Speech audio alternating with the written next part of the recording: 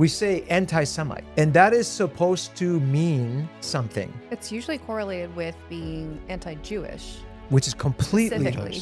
fallacious. And Right, let me but unpack that. Semitic is Yeah. all of those people groups. It's not just one. And the whole anti-Semite thing is a propaganda machine. It really is. We're okay with being challenged. We're okay with understanding that we don't know everything, that Yeah. not everything is finite. Not everything is so black and white. Not everything is so right or wrong. Mm-hmm. It's just not the way the world works. And so let's have the conversation. Let's explore the idea. And maybe we're right and maybe we're wrong, but at least we're having the conversation. So there isn't a perfect place where the ego can be happy. Yeah. Because for the ego to exist, it has to be unhappy. Yeah, so we'll start by first of all welcoming my father, Yes. Kiomars, which Kiomars was the first king Yeah. of the Book of Kings. The Shahnameh. Shahnameh from Ibn Sina. Ibn Sina is Avicenna, and he's accredited. He was actually an autodidact like myself. He was a polymath. He was a physician. Many things, but he's accredited to saving the Persian language. You said that, yeah. Right? So this is a really important figure, and it speaks to the success of the Iranian people, Yeah. the Iranian people group. I'm not going to say Persian because Persian is just a tribe All right. Yeah. of various other Iranian people group members. But Kiomars was in fact the first king of this epic Shahnameh. Mm-hmm. So he's here visiting us from California. Welcome, Dad. Thank you. How do you like I said earlier before the show, this is your you've been here a couple times. Yeah. And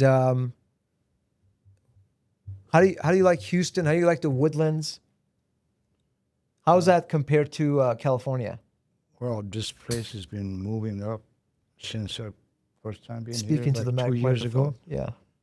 It moved up. It's lot more bigger than what I thought it would be, and traveling to Houston is one of the benefits of being in here. You don't have to worry about having those problems with the big cities and all that smog.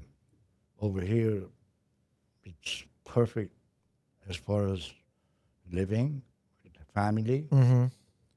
It's less business, more family. Family oriented. Yeah, it's Yeah. family oriented. I think it's family centric here. The Oh, yeah. Woodlands. 100%. This is like the ideal place to raise a family, I think. Oh, yeah. I mean, I've been to many places So, yeah. in the United States. Mm-hmm. And I don't know. I believe if God calls you to a place Mm-hmm. and you have the fortitude, of course you have the nervous system to have the connection. You listen to that voice. You have the courage now. You come and you prosper. No, that's what we did. We came in 6 weeks. Dad couldn't believe it. He was like, "Wait, you're I could leaving?" not believe it. It's Could not believe it. it's an Abrahamic move. Yeah. Now, remember, so we're going to talk about insurance in a second. I have some questions for you today. But before we do that, we always want to go a little bit, mystical, metaphysical. Speaking of all of the turmoil in the Middle East, which is still that way, Yeah. let's focus on a very important person, and his name is Abram, not Abraham. We're going to get to Abraham because his name changed. Right. But guess where Abram was from? Now, Abram was not a Jew. Was he from Sumer? No. He was from Mesopotamia, Mesopotamia. and he was from Harran, and he was from Ur. Now, Ur is what became Uruk, which later became Iraq. So Oh. Abram was a Gentile. from the perspective of Judaism. He Right, was not yeah. Jewish. He was an Iraqi. Certainly he was a Semite. Right. And here's something I wanted to kind of debunk. It's a huge misnomer in the English vernacular. Mm-hmm. We say anti-Semite. And that is supposed to mean something. It's usually correlated with being anti-Jewish. Which is completely Specifically. Anti-Semite. fallacious. And Right, let me but unpack that. Semitic is Yeah. all of those people groups. It's not just Absolutely. one. Yeah. So Right? Noah had 3 sons. Mm-hmm. Japheth, Ham, and Shem. Yeah. So the word Semite comes from Shemite. Right. So the Shemites, Noah's son Shem, is where we get Semitic. So who are the Shemites? So there's different sons. The son in particular that we accredit Hebrew to Mm-hmm. comes from the son Eber. Ever. Eber. Eber became Hebrew. Mm. Okay? So Semites are people, and there's other sons. One of them is named as Elam. Well, guess where Elam is? It's a city Iran, in right? Elam a is city a state of Iran Yeah. Southwest. near Mesopotamia. Yeah. So when we say anti-Semite, we should be meaning technically anti-Arab, because the Arabs are Semites. Yeah. Anti-Aramaic, Right. parts of Iran, Elam, Does that include Chaldean? No. Chaldeans, Yes. Okay. Assyrians. Assyrians and Chaldeans speak the Syriac Aramaic language, which was 100% Yeshua's language. Right. So again, misnomers, big time. But I wanted to break that down for you. But Abraham was promised, his seed Mm-hmm. was promised a land. And the land that was promised is the land of the Canaanites, Okay. okay? Which stretches all the way out. So later he became Abraham. So I just wanted to throw that in today's conversation because there's so much childish wars are Yeah. being fought right now. A lot of Because propaganda. Huh? The whole anti-Semite thing is a propaganda machine. it really is. It really is. All of God's people are chosen if they choose God. Right. Whether you're a Jew, a Gentile, if you choose love, compassion, mercy, you are in the fold. That's what God came here to do. So I just wanted to throw that in there because, of course, in our show, we always blend hot topics, sometimes very controversial. Yeah. Last week, I made some very controversial statements from the perspective of Christians. Yeah. I'm I sure. remember that. I'm sure I'll be challenged on those, and I'm Yeah. ready to supply, replies to those challenges. Well, and I think some people, what's different about us, I guess, in a sense, and some other people that we know, is that we're okay with being wrong. We're okay with being challenged. We're okay with understanding that we don't know everything, that Yeah. not everything is finite. And so it takes away that like fear, guilt, and shame, because it's like, why don't we explore that? Why don't we? Not everything is so black and white. Not everything is so right or wrong. It's just not the way the world works. And so let's have the conversation. Let's explore the idea. And maybe we're right and maybe we're wrong, but at least we're having the conversation, right? And so that's how I view it, because really, in all reality, none of us can really comprehend the vastness of the creator of the universe. I think we can. You think so? Yes, and that's what consciousness is. Yeah, So we go beyond good and bad exactly. when we there is in this rendered computed reality, what is incentivized is lowering entropy, disorder. It just turns out that lowering entropy is not about acting good. Right. It's about being good. My beef with religion, I'm not here to denounce a particular religion. No. If your faith in Jesus Christ and his blood and his resurrection is causing you to be good, then that is a perfectly awesome religion. Yeah. And that belief system is creating good on the level of being. That means you're lowering your entropy. Yeah. That means you're raising your consciousness. Yeah. So if that works for you, good. If, however, let's say you're a Muslim and you're doing all of the religious dogmas, and it's training you to act good, but it's not yet on the level of being, then you haven't raised your consciousness. It's just a belief system. Right. In contrast, if you are a Muslim where you have lowered entropy, and lowered entropy means destroy your ego. Yeah. So these are some fundamentals that's why I disagreed with you a little bit there. Yeah. Because there are fundamentals based on logic. My logic observation of this computed reality, Yeah. this is a rendered computed reality, is that we come here and we lower entropy and raise consciousness. And what does it look like? It looks like Jesus. Yeah. His ways, the red letters. Forgive them, for they do not know what they do. He broke the dogmatic rules. He ate the shofar bread. Yeah. He overturned the tables. He railed against the religious class. Yeah. He sat with the prostitute. He forgave the guy next to him on the cross. He healed during Sabbath. Yeah.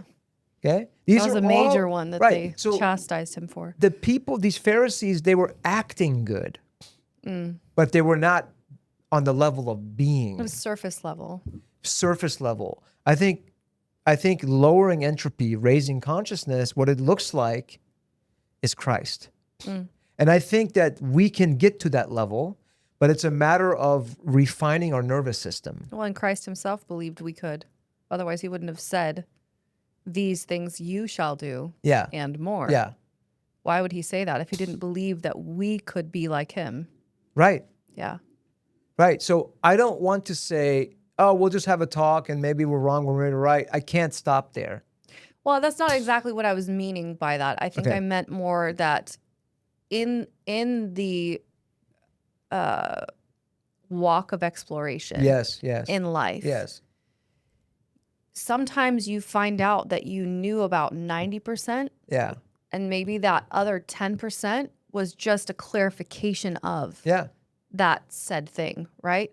And I don't have a good example, maybe you do, but in my life, I've realized that sometimes I feel like in my past that I've gotten to a plateau and I know everything and I know what's right and I know what's wrong, but then you realize you don't, right? Yeah. But that's the clarification. And like you said, the entropy, the lowering of entropy, where you start to realize the more that you surrender to what is truth, the less you know that maybe on the level of thinking, right? You know more on the level of spirit, which is different.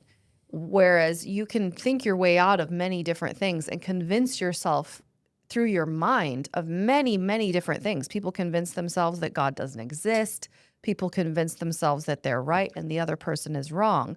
So on the journey, you have realization and then realization and then realization. That's kind of what I was And those getting at. realizations are pieces of consciousness. Information Right. is synonymous to consciousness. So the more we elevate consciousness, Yeah. and the key ways to elevate consciousness is unconditional surrender, Yeah. unconditional forgiveness, unconditional letting go. Yeah. And when we do that, we then have access to information we didn't have access to before. And I think those are areas in which we find ourselves that we haven't surrendered, right? Yes. Because we think something of the other. Like we think that this people group is bad and this people group is good. Yes. Like you were saying, Yes. anti-Semite. But then once you peel those layers back, you realize all of those judgments were wrong.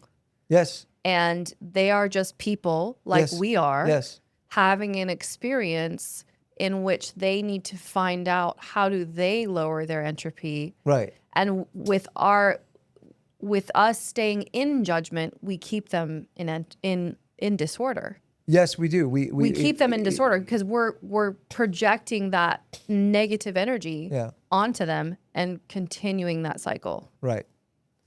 Yeah, and that's right. And when we look at people's own perspectives from their side, Yeah. we find meaning behind it. We have more information. What tends to happen then is that we become more merciful and forgiving. Yeah. So information automatically causes a lowering of entropy and an increasing compassion, understanding.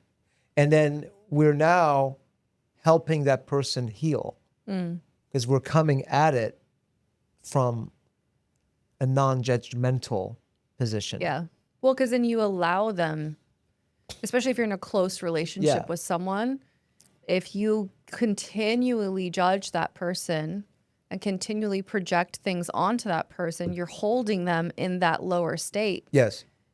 and you don't even realize it. But then once you release that, then you realize that they themselves begin to evolve. You don't realize it because you haven't realized it, which is why you're, you see?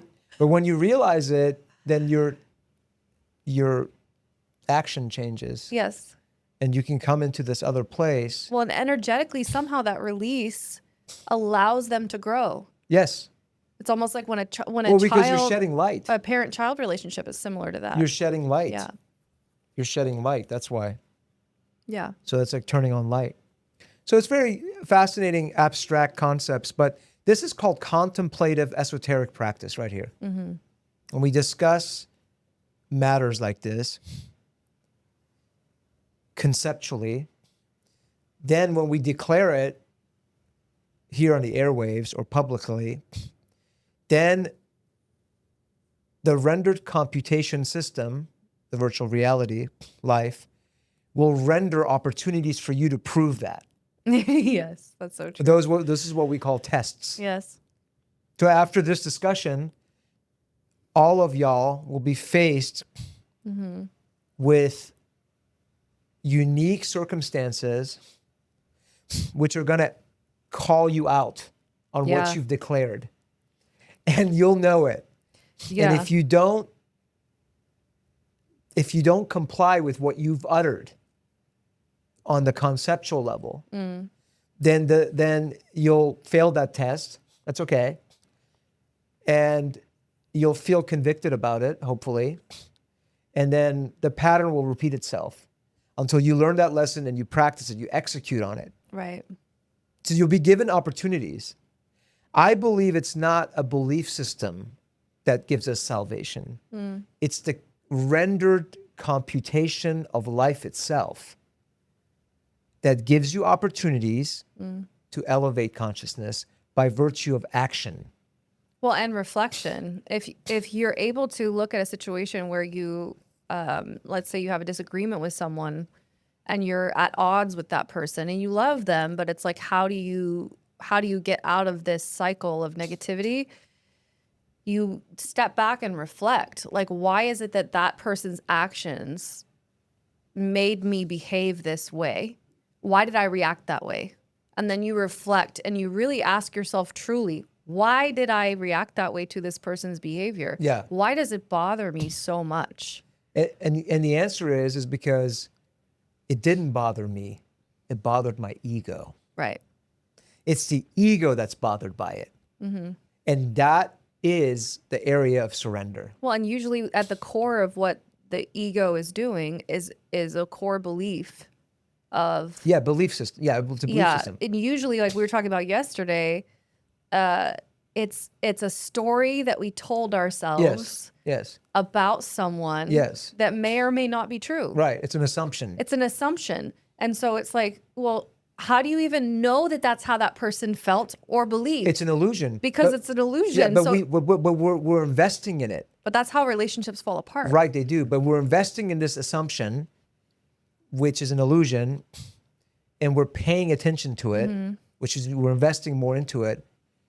And so we're causing suffering to Yeah. ourselves, self-inflicted suffering, because of some assumption that we hold and energize. Well, and in all reality, if you sit there and have a conversation with that person about that subject, 9 times out of 10, you were wrong.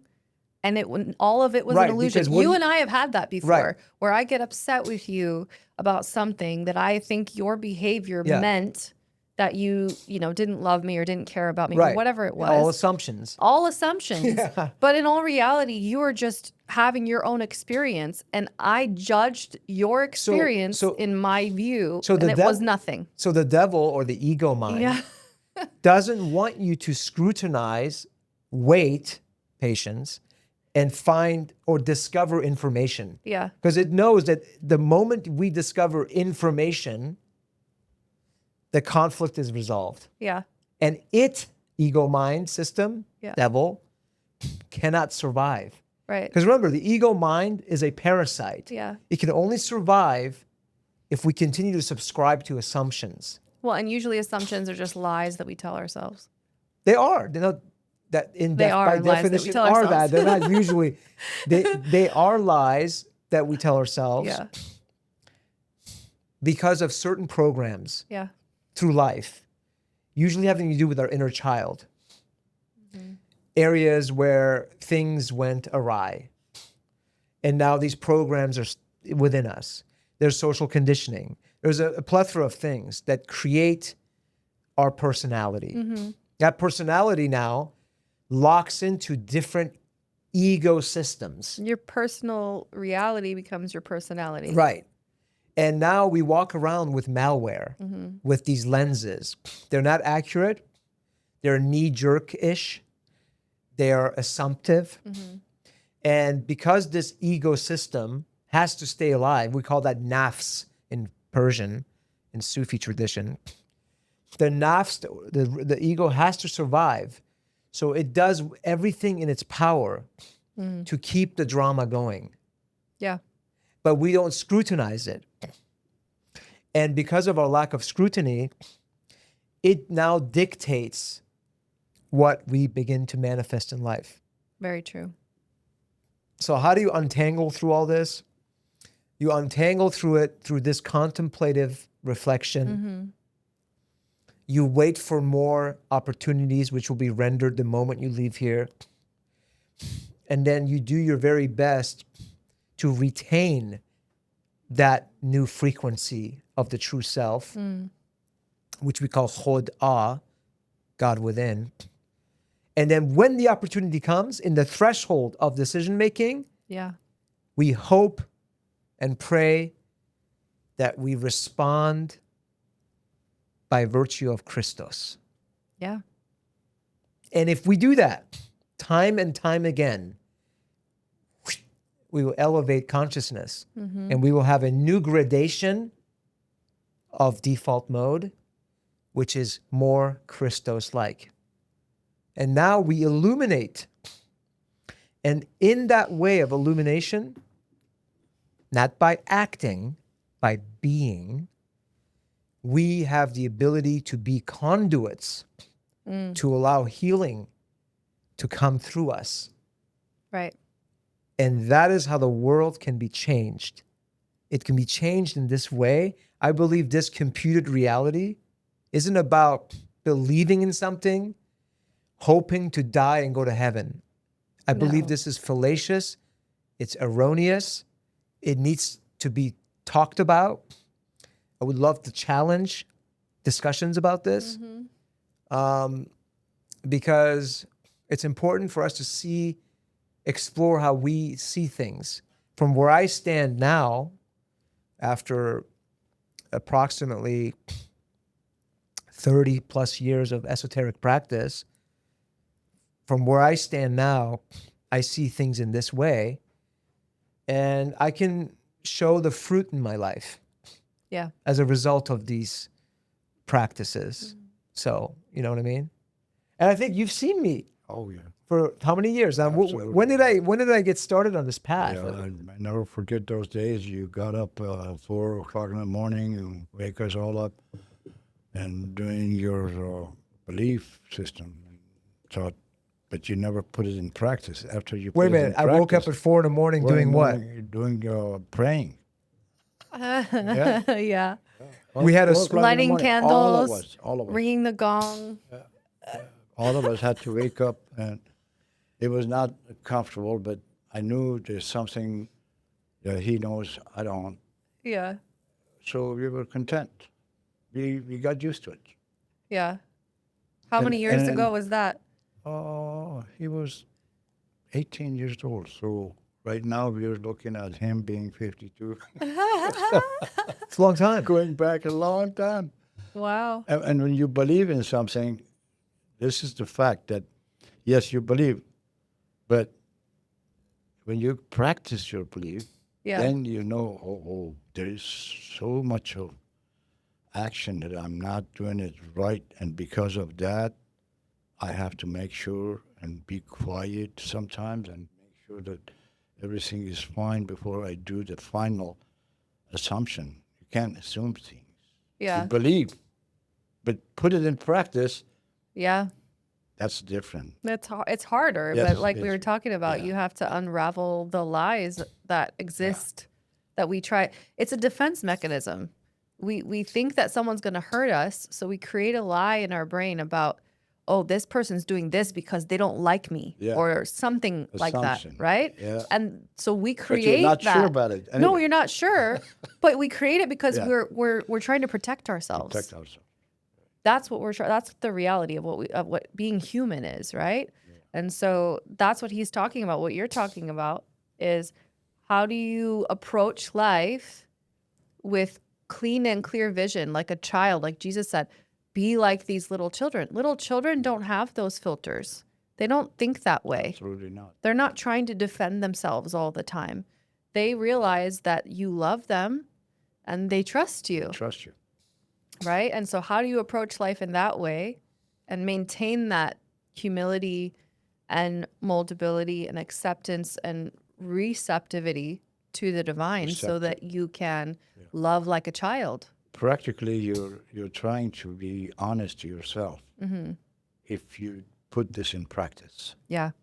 at that point, you say, "Oh, what I had to know in my life, I knew that I have to be a believer. Not that I have to be a believer, but Yeah. the system is like this. Yeah. Yeah. You can't just go and do anything you want without knowing what you do and expecting everything to become right.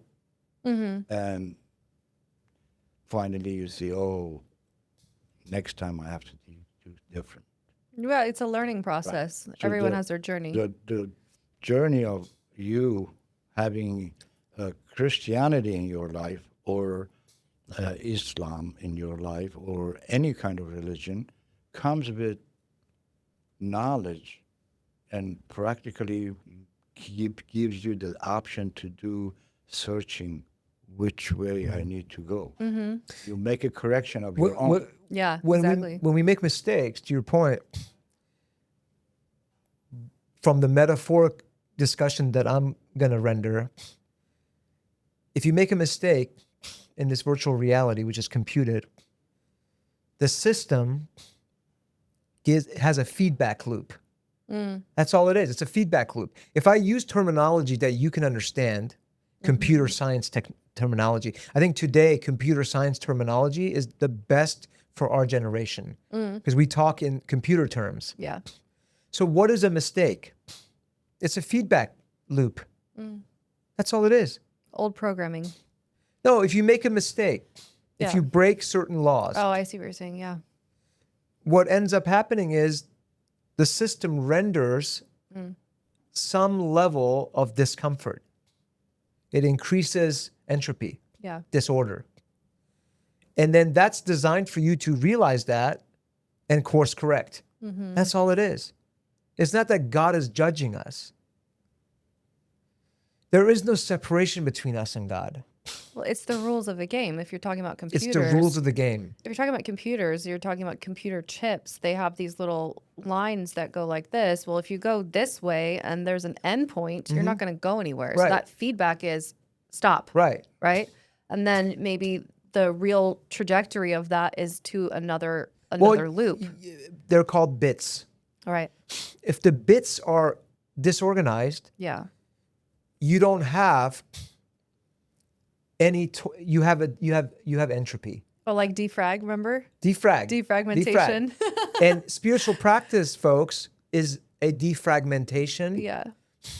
of our souls. Basically, that's what it is. Yeah. And so when we create order Yeah. by virtue of compassion and love and forgiveness and non-judgmental positions, we cause the bits to be orderly. Right. Now we can use that to create benevolence. And that's how a computer is able to function. Right. So that's kind of a good way of looking at it. But there's Well, like when you download too much information on your cell phone or your computer, way back when we used to have to manually defrag your computer, right? But now it's like, okay, you have to bring order to, like you're saying, Yeah. order to that system and to that all the information that's been downloaded so that you actually see it for what it is and not for what you assumed it was. right. Yeah. And so, yeah, that's So that's you a then good become, metaphor. when you start practicing this, you become a person of interest, Yeah. POI, to the larger consciousness system, AKA God. And when you start to win in this game by being good, not acting good, and you pass those tests, the larger consciousness system starts to level you up and starts to expand your territory. And you then become a major character. And you start to become somebody that the larger consciousness system aids. And that's Yeah. what we call synchronicity and open doors. And because you are now somebody that's trustworthy for the system because you have flushed out your ego. So now you're an asset now. You bring value to the system. And when you bring value to the system, you help the larger conscious system evolve. Yeah. As I said last week, the larger conscious system is always in the process of evolving. Why? Because it's in the nature of God to evolve. God's nature is expansion of consciousness. What's consciousness? To know more. So what are we? We are bits. We are fractal pieces of it causing and contributing to its evolution. It's a very fascinating journey, but we become a POI by realizing that the separation that we once thought existed between us and it is actually untrue. The synchronicity is actually one of those things that missing in our lives because that's what we are trying to be, synchronize each other, become a part of the system that is practically allows us to go a little bit further and see different vision of what we know and what we did know, the past and now. The synchronicity is number one issue that we no more can deny it. If we don't get to that point, it's not going to be a thing of past. It's coming in forward to hit you again because you're not there yet. Right. You don't. You get chances. It'll give you patterns, and that's why some people get stuck somewhere. They call it, I get stuck in this area, because that same pattern, because you haven't evolved through it, you haven't let go, you're clinging on to something, it'll present itself in many different formats until you finally let go. Okay? And if you don't get go in this lifetime, you're definitely going to come in a different format and try again. Just like you put the chips at the end, there is no dot. If no dot, nothing is going to happen. Yeah. Because you didn't finish what you were talking about. Yeah. Cool. So talked about some really good stuff. Let's talk about insurance a little bit.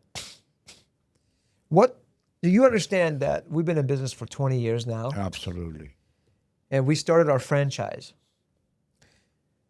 So somebody like yourself is a perfect guest because some people out there that are watching these podcasts, they might be interested in becoming an insurance broker or an owner of an insurance agency.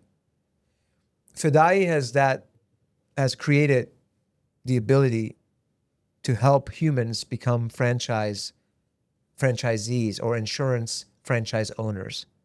You realize that just happened in 2026. Absolutely. What questions would you have from the perspective of somebody who doesn't practice insurance that might be beneficial to somebody listening, that might have the interest in becoming an insurance agency owner? And essentially what they're doing is they're investing in an asset. I think the insurance is a number one issue that many people have to understand, that if you think about insurance and compare it in your life, is like you go buy something, it's vital to your household. You buy some kind of computer or any kind of merchandise that you think you needed in your lifetime, especially for you and your family. And then you think about, okay, what if I just lose this, or I don't have it anymore because it's not working anymore? At that point, it brings me up to a point that I say, well, okay, if I buy this 2 times, it's more money. I don't have to buy it 2 times. I just buy it once, and I use this insurance company who is giving me the whole money or part of the money, at least 90% of the money after I lose this. Then you don't have to worry about buying 2 or 3 sets. You have your car. What if I lose it? You don't want to buy 2 cars. If I don't have it today, I use this. You don't have no clue who is driving the car. You are instructed to drive the way that you are driving, but everybody else is not driving the same way, and you get into accident, God forbid, you lose it. Okay. That's one simple exemption. Okay, yeah. There's a lot you said right there. Let me just, what would be the one word that describes what you just said? It would be, you're saying, from what I understand, peace of mind. Yes, security. Is that all? Is that what you're saying? Security, okay. Peace of mind. Absolutely. So, assurance, which is the word surety, security, which is safety, which all equates to peace of mind. Okay, that is definitely a trait of insurance. But what would you, we certainly, the industry does that. But what we do, because we're successful insurance agency owners, our particular approach with the franchise is to help others become successful insurance agency owners. That's what the franchise is all about. What questions do you have about that? Do you understand it? Because if it's okay if you don't understand it, because then I can explain it to somebody who doesn't understand it, and that would be valuable. But when you talk about franchise, Yeah. let's just compare the franchise from insurance to food business, for example. Yeah. You go to McDonald's, you know this is a franchise. You go to any other food industry in this country, you know it's a franchise. But what really franchise is doing, instead of making itself a guru of big company, they're distributing their wealth to others. That means you don't have to have millions of dollars to start this business. I did it. I am covering you up with everything that you need, except you need to have your place of work, your few people that you wanted to hire, but the rest of it is me as a franchisee. Okay. So these are good comments. Absolutely. You- It has to that's be. good comments. Do you have any questions about it, though? The question is that if you do have this, like you buying a $50,000 franchise from insurance company like yourself, Yeah. and then you start working, even though I assume that if you wanted to buy a franchise, you have to be providing your business like, yes, I know what insurance is. I passed the test. I'm an insurance agent. I do everything I need to know. But there is a time that you get into financial difficulties and you don't know at this time, are you going to be losing your franchise?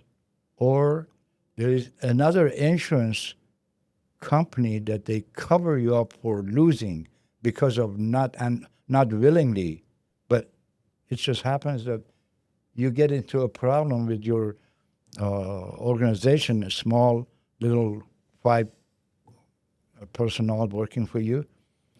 At that point, you lose the whole thing. What is that going to do? I mean, is there any kind of insurance that they can insure your franchisee? Yeah. It's called errors and omissions. That's it. That's Yeah. what I wanted to know. Yeah. Yeah. Professional liability. So if you're a franchisee or business owner, you have business insurance. So Fidai franchise offers business insurance. Within the umbrella of business insurance, you have business owners policies, which is a multi-peril policy.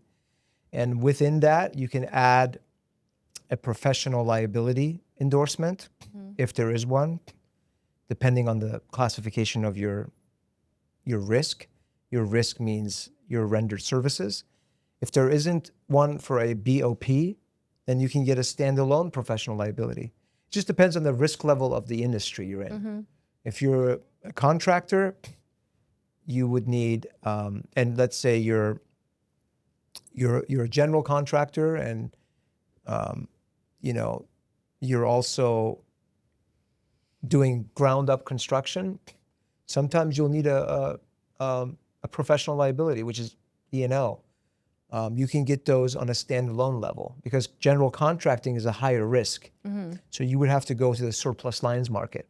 Right. But if you're an office classification, Which like is what a franchise is. yeah, like a CPA, insurance, a lawyer, those are, you can get BOPs, and within the BOP, you can add general liability, you can add BPP, business personal property. If you own the building, you can add building coverage, which is like coverage A on a HO3 policy. This is a lot over your head right now, but just hear me out. And let's say insurance, our BOPs do not come with an E&O policy. So you would have to get your E&O standalone. So, Well, it's specific to us as professional advisors yes. because, like you were asking, well, what if I lose my franchise because something happens? Specific to us and other industries who advise clients, you have to have errors and omissions. So if you make a mistake on a client's policy, and for example, then their claim is not covered, that's what errors and omissions is for. Omission is if you left something out of the policy that should have been covered, is also covered under that policy. So in that sense, there's two things. One, it's required by law. You can't own and operate an insurance company without it, or a franchise. And then two, it just saves you from any and all exposures as a professional risk advisor. So you're facilitating the person who is buying a franchise from you Yeah. up to a point that even if it's their heir, Yeah. No. Well, we don't We're off facilitate track it. here. We It's don't confusing. facilitate it. I get it. I was talking broadly about insurance at this point. yeah, Back to the franchise. If a franchise is awarded to a franchisee, they would become insurance agency owners. Mm-hmm. They would have to purchase an E&O policy for their own practice. Their practice, if they make an error or if they omit something that causes negligence, they would have to file that under their E&O policy. so it's not only paying this amount of money to buy the franchise, but then you also have to worry about buying some other coverage for your security. If you have an error in some Every client, insurance agent has to have errors and omissions Yeah. because we're just distributors. yeah, let me go back to that. So- You said you sell your franchise for $50,000, but that's not it. He has to pay more to secure himself. Yeah, to but other- that comes with running a business. Of course, I mean, Same as a doctor, same as a Yeah. lawyer, anybody who's Anything you- practicing anything, they're required to have that any insurance. business that you run, you would have Yeah. appropriate, respective insurance policies for. So you have limited assurance on their future business that they bought from you. They have limitation. They can't do anything and blame it on you because you're the one you sold them the franchise. Sure. Yeah, something like that. Yeah, something like that. You can't prevent every risk. That's why it's a practice. Insurance policies are there to help us because if we have a claim, it raises our rates, anybody's rate, and then you're going to make serious course corrections because you don't want to pay more. This is why people complain about why rates go up. It's because insurance isn't used for you being unorganized. Right. You have to lower entropy. See that Yeah. concept of entropy exists in every level of every strata of existence. Yes. So when your rates go up, then you probably invest in protocols that avoid that risk exposure next time. So that's the reason rates have to go up. It's a way of a feedback loop, giving the business owner the illumination that they better pay more attention Yeah. in these areas. So when a franchisee comes in, we're off track here, but that's okay. Yes, they have to get all of their licenses and their insurance, etc.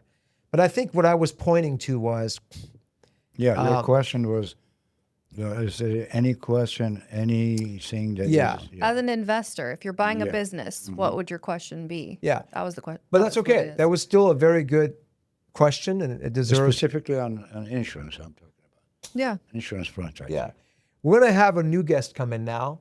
You've Okay. you've done enough here. Great questions. We're gonna have Maheen, my mom, come in. So Maheen, first name, in Persian that means like the moon. Yes. So that's another. I always like to break down names, right? I talked about Qmars, now Maheen. Maheen is like the moon, and she's here with my father visiting. How are you doing? I'm doing fine. How's your sojourn so far? I loved it. I loved every moment of it. So I just thought maybe one day I can move in here when I get retired. It's a little bit hot though in here. It's a little bit hot. Some people do. Again, I always say this to you, Yeah. and I feel like a broken record, but again, I love the weather. I love Yeah. the heat. I love the summer when it's hot. I love the humidity. Yeah. Something about transitions, about Mm-hmm. looking forward to things. That's one of the things I love about Houston is that the variety of weather. It's not just one thing where we have very distinct winter where it's cold, and then spring where we have everything Yeah. blooming right now. It's my favorite. And then summer is you hear all the cicadas and the frogs and the wildlife. You feel like you're living in a jungle. Yeah. And then fall where we have And everything before too. we get to an insurance question, this is good right here. From the standpoint of the spiritual perspective, we have to ask ourselves, am I putting stock into the weather to determine my happiness? No.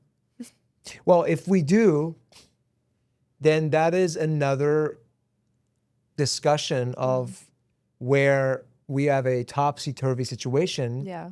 because we're looking for satisfaction for something outside of ourselves. So like conditions outside of ourselves have to be a certain way for us to have tranquility and peace. This, I submit, is a detriment. And Definitely. it's not going to help us lower entropy. Because the fact is, no matter where you go on this green earth, you will always have the ego unsatisfied about something. So there isn't a perfect place where the ego can be happy. Yeah. Because for the ego to exist, it has to be unhappy. It has to have something to project its unsatisfaction about. It has to be unhappy about it's too dry, it's too moist, it's too hot, it's too cold, it's too this, it's too that. This is the way the ego survives. Yeah. See? So the ego is insistent on finding fault, and it keeps us in this state of suffering, Right. self-inflicted suffering. But it's sneaky because it guises it as protection, right? It protects because it has to survive. Yeah. But it guises it as it's protecting you. But in all reality, that's not always the case. Yeah, because that isn't you. You aren't Yeah. your body. Yeah. See, the ego makes us think that we are this body. This is my name, this is my culture. But that's an illusion reality. It's relatively true, but only in this movie is it true. This movie of life. Right. It's just a computed virtual reality. Within that, there's a reality of, yes, I'm born here and I'm in Houston and I'm from Iran, whatever. The ego makes it feel like that is the ultimate reality. But in reality, in a truer reality, one of higher consciousness, that is just a show. Liberation is when we wake up to that.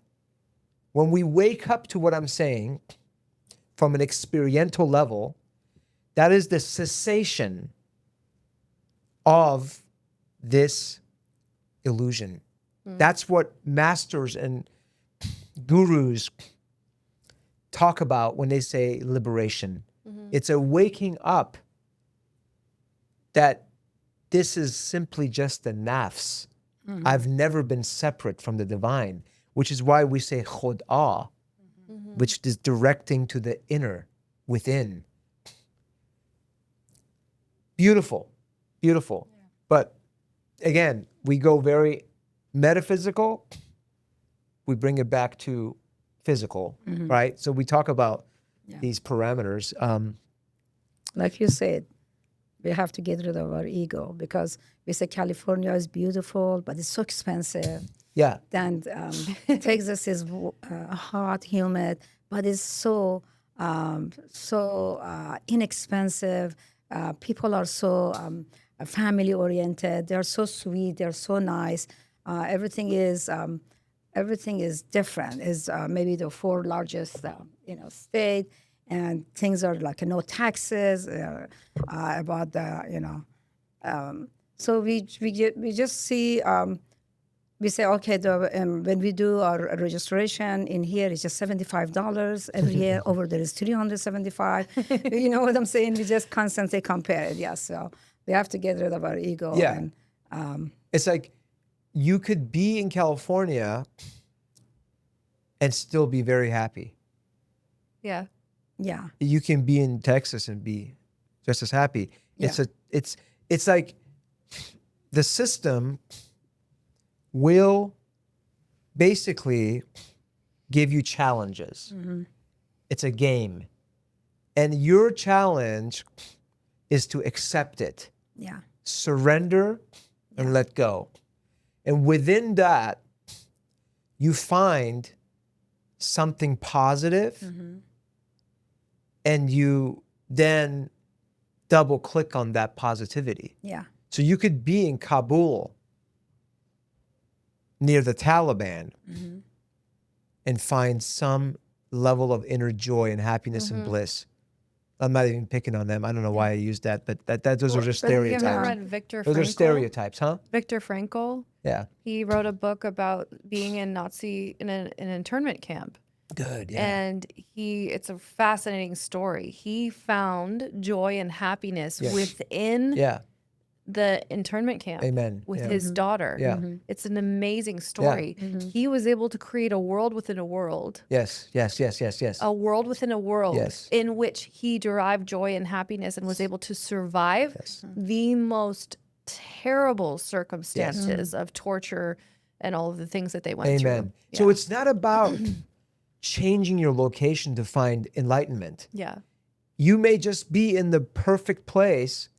You just have to create a world within your world. You understand? You don't need to move geographically to do that. No. Some people think they do, but then they find out that they're still who they are when they arrive. Right. because no matter how, no matter what, we have challenges in life. I mean, the challenges just makes us stronger. Yeah. Like, for example, one of those area of my job, one of the store managers said, you can sell that one really good. It just comes naturally by itself because of bigger prices, it's expensive. You just stay over there. I said, there's no challenges over there for me. I want to be in the area that I am, that I make people happy about what I talk about it, what I just, give information about it. So like that, like I said. When you said you want to give people information and to make them Yes. happy, that's Yes. consciousness. Yes. You're raising consciousness. Yes, because so that's why you're exactly. interested to be in that department. Exactly. Because that triggers your creative. Exactly. Your creativity. Yes. See, when humans are in their creativity, they can be in any condition and be happy, like you said in the concentration Yeah. camp. You could be a person in the concentration camp as a slave, Yeah. but you can create a reality within that reality and say, hey, whatever we do here in our slave work, we're doing it onto the Lord. And we pretend to do that. And you prime the pump and you do it. All of a sudden, the spirit of love comes through you. Yes. And you're in your Yes. creative. And you don't see any of that as a slave. You look at yourself as an angelic Exactly. being and boom, Yeah. you change your reality. Yeah, actually, when I Guidelines, just, yeah. when they were just going to replace me for that area, and I told them why, because I want to enjoy that. I like to be in an area that I can give information that I have learned in 30 years in that business to people.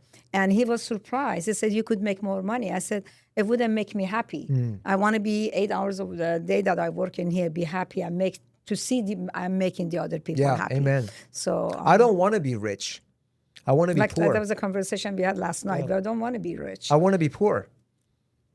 I'd rather be poor than rich. But rich in heart and mind. I completely think that, the word rich in this metaphor,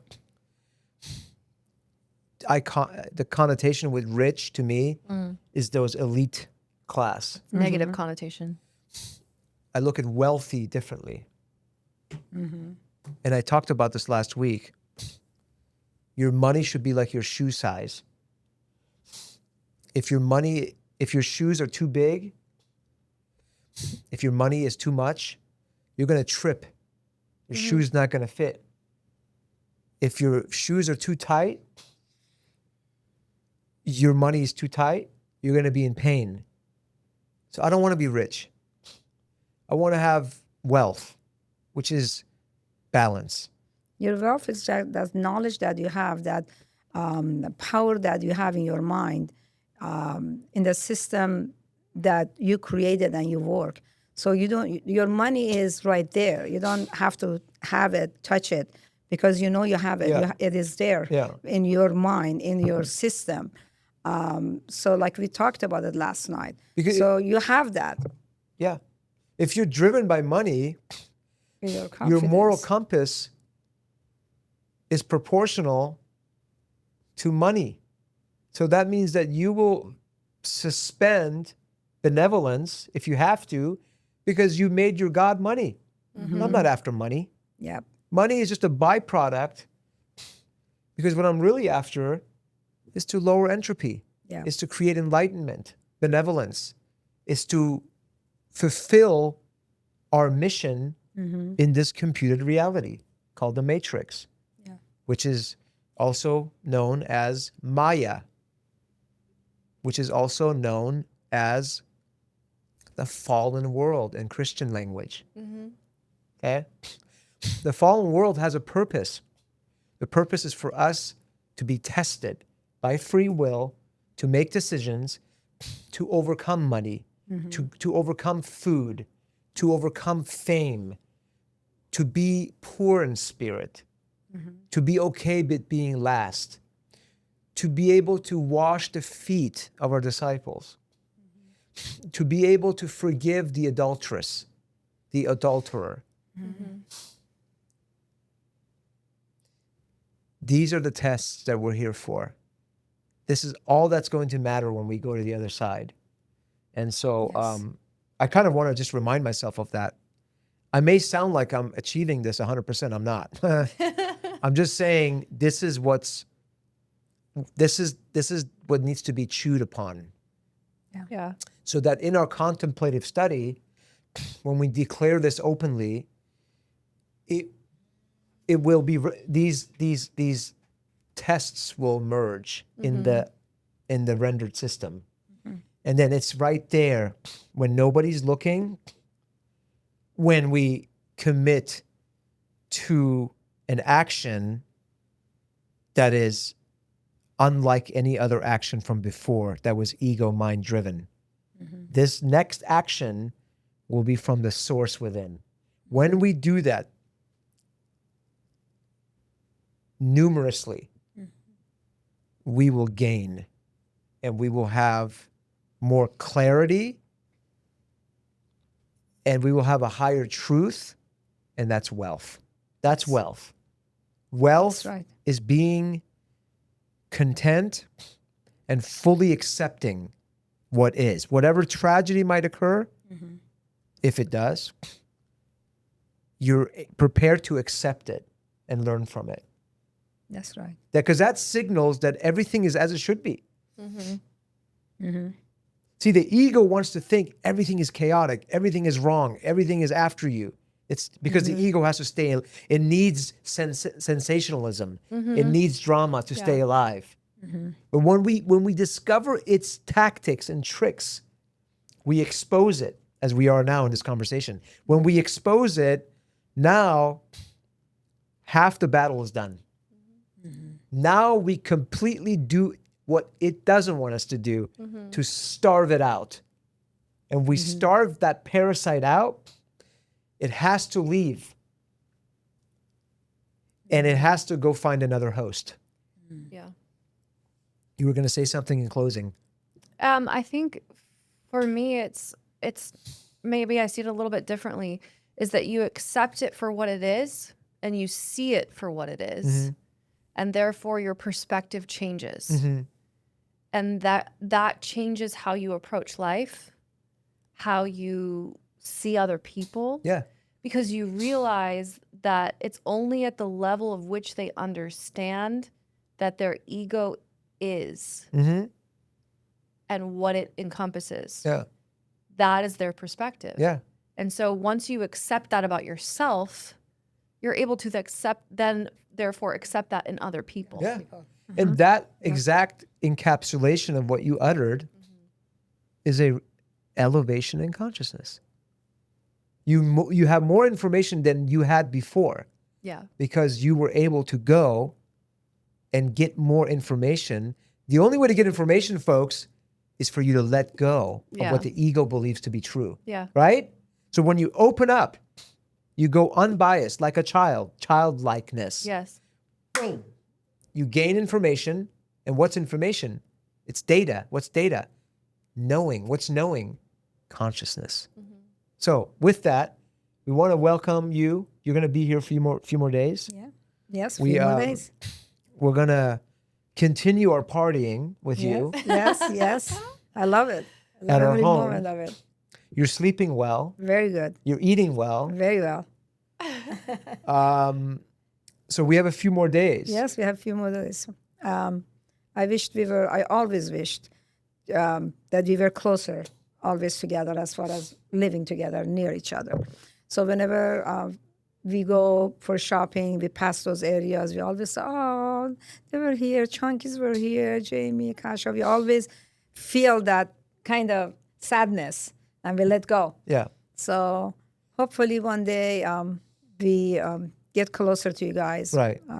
I like Texas. I think for the future when we get retired.